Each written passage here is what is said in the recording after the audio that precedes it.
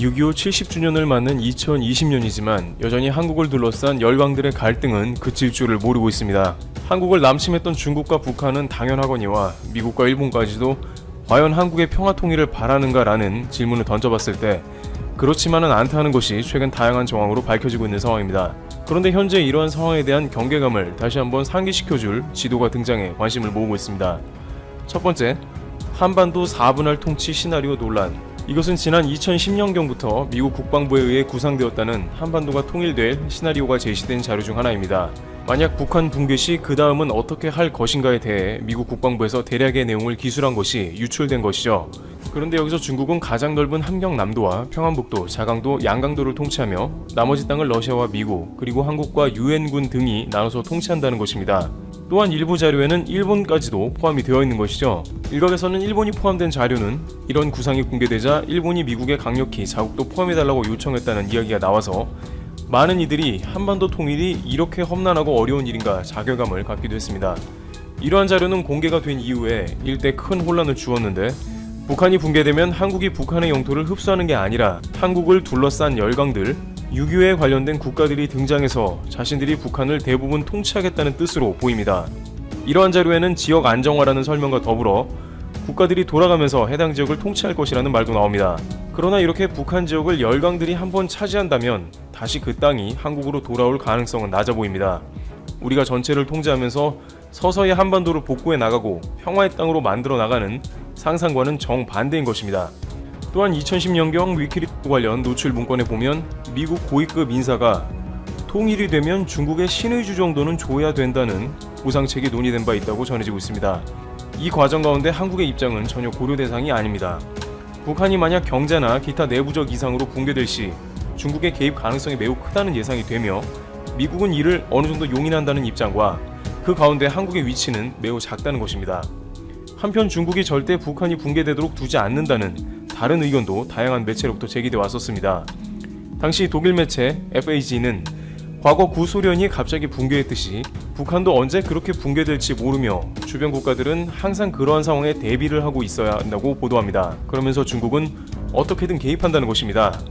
첫 번째는 중국은 북한이 붕괴되도록 놔두지 않을 것인데 미군이 주둔하는 한국과 국경을 맞닿는 자체가 중국에는 커다란 위협인 동시에 불편한 상황을 초래하기 때문에 절대 북한이 붕괴되지 않도록 지원한다는 것입니다. 두 번째는 만약 6.25 같은 전쟁 상황이 나더라도 중국은 중국군을 보내서 통일이 안 되도록 끝까지 막을 것이고 북한에 새로운 정권을 세운다는 가설도 있었습니다. 어쨌든 한국과 국경을 절대 닿을 수 없다는 의견입니다. 이와 같은 문서 유출과 더불어 매체들의 보도는 당시에 한국 정부를 곤혹스럽게 한 것으로 전해집니다. 한국의 자주적 국방 혹은 주도적 통일에 관한 시나리오는 거의 없고 강대국 입맛대로 흘러갈 것이라는 관측이 다른 세력도 아니고 미국에서 나오고 있다는 것과 주변국들이 평화통일에 대한 바람이나 추진은 거의 하지 않고 있다는 사실이 충격적이라는 것입니다. 최근 볼턴의 회고록이 출간되면서 어느 정도 한국을 둘러싼 국가들이 한국에 대한 통일을 어떻게 바라보는지도 대략의 정황이 판단되어 논란이 되었습니다. 과거 힐러리 클린턴은 한반도 상황이 긴장 모드인 것이 미국 국익에 도움이 된다는 연설을 한 바 있으며 일본은 그러한 미국의 움직임에 힘입어 과거의 한반도 특수를 다시 한번 누리고자 하는 움직임이 보입니다. 중국은 한반도에 미국만 등장하면 사드 보복을 운을 띄우고 여전히 한국의 위협적인 모습을 보입니다. 최근 주변국들에 일어나는 일은 심상치가 않습니다. 두 번째, 일본 고노다로 방위상 차기 총리로 급 부상. 한일 수출 규제 때 자주 얼굴을 비춰 유명세를 탄 당시 고노다로 외무상이 이젠 방위상이 되었는데 현재 차기 총리로 급 부상하고 있다는 소식이 전해집니다. 한국에 대해 공격적인 발언을 많이 한 고노다로가 만약 일본 차기 총리 자리에 앉는다면 한국 입장에서는 아베와 크게 다르지 않기 때문에 한일 간의 강대강 모드가 여전히 유지될 것으로 판단되는 등 좋지가 않습니다. 그가 아베의 바톤을 이어받을 수도 있다는 이유가 나왔는데 바로 최근 일본이 적 기지 공격에 관한 언급을 하면서 이 이슈와 관련된 고노다로가 차기 총리 선호도가 올라간 겁니다. 현재 일본 매체들의 여론조사에 의하면 아베 총리에게 유일하게 반기를 들어왔으며 한국과도 좋은 관계를 맺자는 이시바 시게루 자민당 전 간사장이 1위를 달리고 있으며 그 뒤를 추격하는 것이 고이즈미 환경상과 고노다로가 있습니다. 고이즈미 환경상은 여러가지 부적절한 발언으로 한국에서조차 유명해지며 총리는 안 된다는 의견이 나왔고 반면 고노다로 방위상은 최근 미국 지상방어 미사일 시스템인 이지스 어쇼를 전격 취소하기로 발표했고, 일본은 방어보다도 상대를 먼저 타격하는 적 기지 공격 능력을 갖춰야 한다는 논의가 활발하게 퍼지기 시작하며 이지스 어쇼를 중단한 당사자인 고노다로 방위상이 지지율이 급격하게 올라가고 있다는 것입니다. 특히 자민당 내에서도 고노다로는 두루두루 자신을 밀어줄 당파가 많기 때문에 국민들의 지지는 받고 있지만, 자민당에서 자신을 밀어줄 당파가 적은 이시바 시게루보다 총리 후보로 나설 가능성이 좀 더 큰 게 아니냐는 분석도 나오고 있습니다. 자민당이 총리 후보를 내면 거의 총리가 확정되니 자민당 내에서 누가 총리 후보가 되느냐가 중요하기 때문이죠. 적 기지 공격 능력은 탄도미사일 발사 시설 등 적국 내에 있는 기지를 폭격기나 순항 크루즈 미사일로 공격해 파괴하는 능력입니다.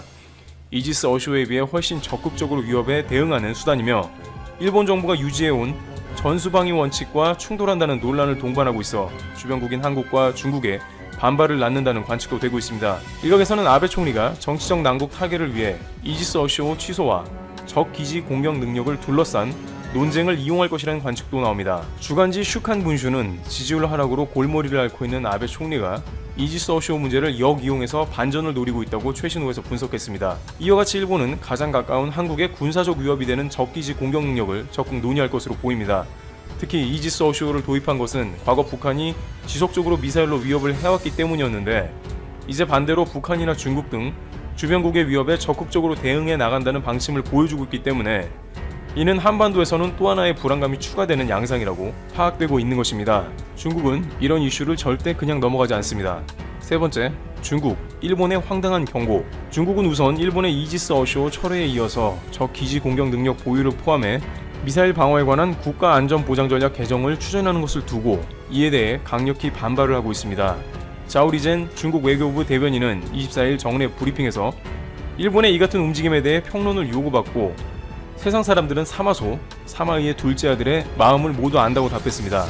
사마소는 중국 삼국시대의 인물로 위나라를 뒤엎고 서진을 세우려는 야욕을 품었던 인물이죠. 따라서 일본이 이와 같은 공격 능력을 품는 것은 중국이 용인할 수 없고 당장 멈추라는 것입니다. 중국은 일본과 센가쿠 열도 문제로 끊임없이 다툼이 이어지며 최근까지도 갈등이 끊이지 않습니다. 그런데 지금까지 중국이 일본을 마음 놓고 센가쿠 열도에 함선을 출동시키며 일본 당국의 속을 타게 한 이유는 일본의 전수방위 원칙에 따라 방어만 가능한 국가라는 인식도 어느 정도 작용했을 것으로 보이고 있습니다. 그런데 이제 일본이 중국 본토까지 타격이 가능한 장거리 미사일 개발 등을 본격적으로 논의하려 하자 즉각 반발하는 것입니다. 자오 대변인은 우리는 일본이 마음을 다해 역사의 교훈을 받아들이고 전수방위 원칙을 충실히 지키기를 바란다며 정확하게 전수방위 원칙을 지키라고 꽤나 강한 어조로 경고하고 있는 것입니다. 물론 일본이 이러한 룰은 지키는 것이 마땅합니다만, 중국은 자신들의 열병식에서 대륙간 미사일인 둥펑을 내세우며 주변국의 힘을 과시한 장본인이 적반하장격 발언을 합니다. 한국 입장에서는 중국이 이렇게 나오는 것이 편할 수 없습니다. 한국도 그 누구보다도 자주 국방력을 키워가는 중이기 때문입니다. 네 번째, 한국을 계속 경계하는 중국. 한반도 핵무장론이 불가능할 이유가 다양하게 거론됩니다만, 이 중에 가장 무게가 실리는 것 중 하나는 중국의 반대라고 합니다. 일본의 적 기지 공격 능력 논의에 대해 중국이 극렬하게 반대하는 모습이 나오고 있습니다. 하물며 한국의 핵무장 혹은 미국 핵무기 도입 등의 이슈가 발생한다면 중국은 제2의 사드 보복을 자행할 게 분명합니다. 중국은 한국에 대한 전반적인 태도가 매우 경계가 심하고 한국을 미국의 강한 동맹이라고 보고 있기 때문입니다. 바로 몇 주 전만 해도 중국은 한국과 중국이 방역 모범국이라며 전세계가 한국, 중국과 같이 파트너십을 가져야 한다고 강조했습니다만, 최근 중국은 관영신문을 통해서 한국을 비판합니다. 팬데믹 상황으로 미국을 비롯한 서방 국가의 대중 비난이 거센 가운데 중국 주요 매체가 미국의 동맹국인 한국과 일본 역시 중국의 코로나19 방역 성과를 배척하고 있다고 비판했습니다. 중국 공산당 기관지 인민일보 자매지인 황구시보는 25일 논평에서 세계 대부분 국가가 미국보다 중국의 방역 성과를 높게 평가하고 있다면서, 그러나 미국과 대만, 일본, 한국 등에서 진행된 여론조사에서는 미국이 중국보다 방역 성과가 더 좋다고 평가한다고 지적했습니다. 황구시보는 유럽의 여러 국가들도 결국 중국식 방역을 따라해 성과를 거뒀다면서, 이들 국가는 중국의 임명이 무엇보다 중요하다는 이념과 방식에 대해 긍정적으로 평가하고 인정한다고 주장했습니다. 그러면서 한국의 일본의 미국 제일주의, 미국 숭배주의가 28일 일본의 아사히 신문이 충격적인 보도를 냈습니다. 문재인 대통령과 더 자주 만날 수 있는 관계를 만들 수 있으면 좋겠다. 문재인 대통령은 매우 언행이 부드러운 신사. 아베 총리가 TV 도쿄를 통해서 한 발언인데요. 얼마 전까지만 해도 현실과는 동떨어진 과도한 자신감으로 한국에 막말을 하던 일본의 태도가 갑자기 식스센스급 반전처럼 변하였습니다. 2021년 9월 아베 총리의 임기가 끝나는 시기인데요. 앞으로 2년도 채 남지 않았죠. 이 기간 동안 다시는 전쟁의 참여가 일어나지 않도록 결의한다. 일본 국민은 영원한 평화를 염원하고 어떤 국가도 다른 국가를 무시해선 안 된다. 라는 일본의 헌법을 싹 뜯어 고쳐 더 이상 일본을 전범국 혹은 패전국이 아닌 정상국가로 만들어 미국과 함께 국제경찰 역할 놀이를 하고 싶어 하고 있습니다. 이를 위해서는 일본 국민들의 강력한 지지가 필요한데 한국에 시비를 걸면 일본 구구 세력들의 지지가 폭발적으로 상승해 아베 내각의 지지율이 상승하는 패턴을 이용하는 것이죠. 그런데 이제는 지구상의 그 누구도 반박하지 못하도록 한국과 일본 중 어느 국가가 일본의 수출 규제로 타격을 받고 있는지 통계가 증명해주고 있습니다. 일본의 관광산업 중 4분의 1을 담당했던 한국인 관광객이 이렇게 마이너스 65% 이상으로 쭉쭉 빠져버리자 소도시들을 중심으로 일본의 지역 경제에 엄청난 타격을 받게 되었고, 지난해까지만 해도 한국에서 절대적인 1위, 한 달에 58억 원이 넘는 규모의 맥주를 수출하던 일본이 올해 11월에는 1억 5천만 원어치도 팔지 못하였습니다. 이뿐만이 아니라 일본의 최우방국인 미국조차도 일본의 대한국 반도체 수출 규제를 강력하게 비판하기 시작하였습니다. 뉴욕타임스는 일본의 규제가 한국에서 생산되어 세계로 공급되고 있는 부품들의 생산에 악영향을 줄 수 있어 세계 시장을 공포에 떨게 하고 있다고 전했는데요. 이게 무슨 말이냐면 일본의 규제 때문에 한국의 삼성과 SK하이닉스가 반도체를 충분히 만들지 못하면 미국의 구글, 애플 등을 포함해서 이를 필요로 하는 전 세계 IT 기업들도 다 같이 함께 피해를 본다는 것이죠. 삼성과 SK가 메모리 반도체를 만들지 못하면 미국의 마이크론과 같은 기업이 더 만들 수 있어서 미국 입장에서는 좋은 것 아니냐고 생각하시는 분들도 있는데요. 전혀 그렇지가 않습니다. 가장 최근에 발표된 한국의 D램 메모리 반도체 점유율은 74.7%. 3위인 미국의 마이크론이 감당할 수 있는 수준이 절대 아니죠. 이러다 보니 일본 내에서도 아베 총리의 한국 수출 규제 전략이 완전히 실패했다는 평가가 나오기 시작하고 있는데요. 대한국 수출 규제를 철회하는 것은 당연한 것이고 이제는 일본이 미국을 대하듯이 한국에 퍼주기 외교를 해야 하는 상황으로 그림이 변하고 있습니다. 이러한 일본의 변화는 최근 중국의 중대 발표로 인하여 속도가 매우 빨라지고 있습니다. 현재 중국의 경제는 생각보다 심각한 위기를 겪고 있는데요. 단순히 이렇게 중국의 GDP 성장률이 폭포수처럼 떨어지고 있어서가 아니라 미국과의 무역 전쟁이 일부 해소되었긴 하나 여전히 진행 중인 데다가 중국인 노동자의 생산 효율성보다 상대적으로 동남아나 인도인들의 생산 효율성이 높아지다 보니 글로벌 기업들이 중국에서 빠져나와 베트남, 인도 등의 공장을 옮겨 짓고 있습니다. CNBC의 보도에 따르면 최근 애플이 아이폰을 대신 생산해주고 있는 폭스콘을 포함해서 협력사들에게 중국에 있는 아이폰 조립 공장을 동남아나 인도로 옮길 경우 비용이 얼마나 드는지 체크해달라 요청한 것으로 전해졌습니다. 생산량의 최대 30%를 중국이 아닌 다른 국가로 옮기겠다는 것인데요. 폭스콘도 대만에 있는 본사에서 열린 컨퍼런스 자리에서 공식적으로 아이폰을 중국이 아닌 다른 지역에서 생산할 수 있다고 밝혔습니다. 삼성전자도 최근 유일하게 남아있던 중국 내 스마트폰 공장까지 완전 철수하고 인도와 베트남으로 옮겨버렸고요. 이외에도 카시오, 아수스, HP, 델, 닌텐도, 파나소닉, 고프로 등 50개의 글로벌 기업들이 탈중국 러시에 가담하고 있습니다. 이뿐만이 아닙니다. 월스트리트저널은 중국의 좀비 기업들에 대한 문제의 심각성을 지적하였는데요. 중국이 파산을 껴안고 살고 있다며 그동안에는 중국 정부가 돈을 지원해줘서 부실한 중국 기업들이 연명하였지만 더 이상 견디지 못한다고 전했습니다. 실제로 중국 최고인민법원의 자료에 의하면 2015년 중국에서 파산한 중국의 기업 수는 3,568개, 2018년에는 5배가 넘게 늘어난 18,950건, 1년 만에 18,590개의 중국 회사들이 더 이상 견디지 못하고 파산해버린 것이죠. 상황이 이렇게 심각해지다 보니 중국이 결국 중대한 결정을 내리게 되는데 바로 2020년에 천문학적인 인프라 투자 계획을 발표한 것입니다. 2조 6,900억 위안, 1위안당 165.93원의 환율을 적용하면 우리 돈으로 정확히 446조 3,517억 원. 자, 이 금액은 중국의 전체 국가 예산이 아닙니다. 대한민국 올해 예산이 469조 원인데 이와 비슷한 금액을 오로지 경기를 부양하기 위한 인프라에 투자하는 것이죠. 중국의 리샤오퐁 교통운수부장은 도로와 수로를 만드는데 299조 원을 투자, 철로를 까는데 133조 원, 민간 항공에 15조 원을 투자할 것이라 밝혔습니다. 엄청난 금액이죠. 자, 그런데 여기서 한국의 인프라 건설 능력은 이미 글로벌 탑으로 인정받고 있습니다. 미국과 중국 모두 글로벌 인프라 시장에서 한국과 함께하기 위해 안간 힘을 쓰고 있는데요.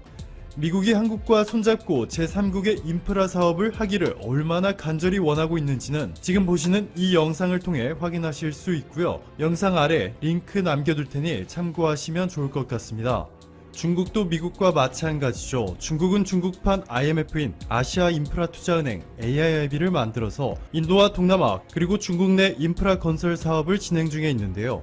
보시는 것처럼 한국은 중국, 인도, 러시아, 독일 다음으로 세계에서 5번째로 많은 금액을 AIIB에 투자하였습니다. 하지만 지분은 3.81%로 그렇게 크지는 않습니다. 그런데 AIIB를 운영하는 인력은 중국에 이어 두 번째로 많고 2017년에 이동익 씨가 투자운용 3국 국장으로 승진되어 국장급 직위에 한국인이 2명이 된 것까지 고려한다면 중국이 한국을 얼마나 중요하게 생각하는지 감이 오실 겁니다. 특히 이미 중국에 대규모 공장을 두고 눈부신 활약을 기록 중인 한국의 두산인프라코어와 현대건설기계가 이번에 중국의 중대 발표로 상당한 혜택을 받을 것으로 예상되고 있는데요. 사실 중국은 매우 폐쇄적인 데다가 여러분들도 아시다시피 해외 기업에 대한 차별이 상대적으로 심각하죠. 이 때문에 한국 기업들처럼 세계 최고 수준의 기술력과 가격 경쟁력을 동시에 지니지 않으면 중국에서 사업을 따내는 것 자체가 통제되고 있다고 보시면 되는데 일본은 중국에서 사업을 거의 획득하지 못하고 있는 것은 물론이고 미국의 눈치를 보느라 중국과의 협력에서 핵심이라 볼 수 있는 AIIB에 가입조차 하지 못하고 있습니다. 중국이 한국에만 이렇게 우호적인 태도를 보이자 아베 내각의 유치한 질투 발언들이 쏟아져 나오고 있습니다. 최근 중국 청두에서 열린 한중일 정상회담 자리에서 시진핑 국가주석이 문재인 대통령과는 오찬을, 아베 총리와는 만찬을 한 것에 대해서 일본의 교도통신은 중국이 한국보다 일본을 중요시하고 있다는 표현이다 라고 보도하였습니다. 자, 그런데 오찬은 말 그대로 점심, 만찬은 저녁인데 중국이 한국과는 오찬, 일본과는 만찬을 동일한 시간에 배정하였기 때문에 사실상 똑같이 밥을 먹은 것에 불과합니다. 그리고 애초에 문재인 대통령과 시진핑 주석이 30분으로 예정되었던 한중 정상회담을 무려 25분이나 초과한 55분 동안 진행한 것까지 고려한다면 일본의 유치한 상상이 현실과는 너무나도 거리가 먼 상황입니다. 자, 그리고 여기 표를 보시면 미중 무역 전쟁이 장기화되면서 니케이 에이시안 리뷰가 밝힌 탈중국 러시를 감행하거나 진지하게 계획 중인 기업들 목록을 보시면 기업 이름은 빼고 나라만 일단 불러드릴게요. 대만, 미국, 일본, 중국, 대만, 미국, 일본, 중국, 미국. 대충 들어도 일본 기업들의 수가 압도적으로 높죠. 일본의 주특기입니다. 한 국가가 어려움에 처하게 되면 뒤도 돌아보지 않고 투자를 철수하고 재빠르게 발을 빼버리는 것이 일본이 세계 최고로 잘하는 분야인데요. 중국뿐만 아니라 브렉시트를 앞두고 있는 영국에서도 일본 기업들을 모조리 철수시키고 있습니다. 올해 일본의 토요타, 닛산, 혼다가 영국에 있는 공장을 폐쇄하거나 생산 계획을 철수해버리며 영국인 실업자 문제를 극대화시켜버렸죠. 또한 아시아 최초로 영국과 FTA를 체결하며 브렉시트가 실제로 이뤄진 후를 미리 대비하는 이렇게 영국과의 돈독한 관계를 유지하고 있는 한국과는 달리 일본 외무성은 영국에 소프트 브렉시트를 하지 않으면 일본 기업들이 영국을 떠날 것이라는 협박성 메시지만 날리기에 바빴습니다. 삼성은 중국 시안에 위치한 삼성전자 반도체 공장에 2년 전 70억 달러에 이어서 이번에 80억 달러 추가 투자를 공식화함으로써 총 17조 원이 넘는 규모를 투자하게 되는 것이고, LG 디스플레이도 중국 광저우에 5조 원을 투입해 대규모 OLED 생산 법인을 짓는 데 투자, SK하이닉스도 올해 9,500억 원을 들여 중국 반도체 공장을 증설하였죠. 그 결과 현재 한국과 일본의 국제 외교 상황이 중국과 영국뿐만 아니라 미국, 동남아 지역에서도 얼마나